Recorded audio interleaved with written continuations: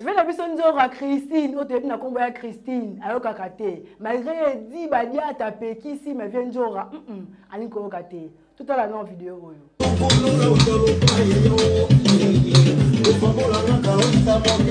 Salut aux États-Unis. Les droits à Dallas. Novembre.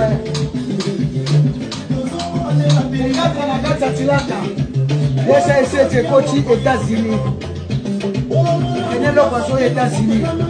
Les 6, Tarata Brooklyn. Sombaka billet, les 8 à Montréal, des sombres. Nakata Montréal, 21 000 places. Les 8 à Montréal. Les 10, Nakata Silver Spring. Concert à Souka, on est à les 10. Donc, il faut que tous les 5 concerts, Rwanda. Tout ça, vraiment. Ça va? Ça passe.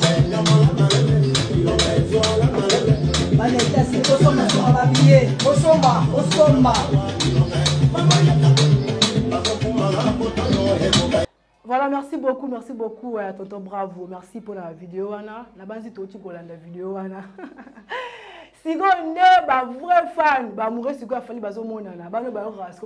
je dirais déjà merci beaucoup à Yanjora pour Koyoka. Oyoki edi badiata ozongi siko promotion ya kobanda ko sala c'est-à-dire que promotion a fallu elongo na mafinga ezongi elengi promotion pene elongo na mafinga ezongi elengi est-ce que bakamba bonde biso tozon luka pour la critique congolaise pour la ministère na biso batu ya boye aye pour na ko sala promotion et na ko finga. Si vous voulez, après les études de Badiata, tout le monde bateau, oh, baza ba vrai, na ba oh baza ba faux. Déjà, on va dire qu'on pense là. J'ai une chose déjà, avant d'aller péter ba plan. Robin Mundibu, première fois na fali poupa, avant d'aller péter ba plan, c'est-à-dire que avant d'aller kozonga mutu malembe. Pour clore, pour nous appeler bref na libre commentaire na biso lelo, ma maboli tozolinga. Tolinga bateau bazoya ko apporter un plus. La musique à Congo. Vous devez avoir vendu à cette promotion artiste la première minute na souka abeti masoko artiste nae a fini mututé. Et puis manière mango ya ko valoriser ya ko tombola ya ko la fierté ya artiste na biso. Tozaka ate on a pour na ko finga, il va so finga de ça yi. Après avoir ko finga okende wapi. Pour makamba au niveau kende biso tout oyebi.